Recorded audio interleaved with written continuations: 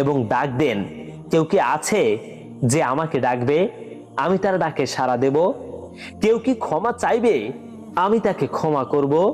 সহিহ বুখারী ও মুসলিম শরীফের হাদিস। প্রিয় দর্শক, মনে রাখবেন, যখন সূরা ইখলাস মাত্র 21 বার পড়লে আপনার জীবনে আসতে পারে অভাবনীয় পরিবর্তন। সেই গোপন সময়টি হলো তাহাজ্জুদের সময় বা শেষ রাতের সময়। কারণ এই সময়ে আল্লাহ তাআলা পৃথিবীর আসমানে নেমে আসেন এবং বান্দাদেরকে ডাকতে থাকেন তার কাছে চাওয়ার জন্য। তাই এই সময়ে 21 বার সূরা ইখলাস পাঠ করলে 1. আল্লাহর ভালোবাসা অর্জন হয়, 2. রিজিকের দ্বার খুলে যায়, 3. রোগ ব্যাধি থেকে মুক্তি মেলে, 4. দোয়া কবুল হয় দ্রুত, 5.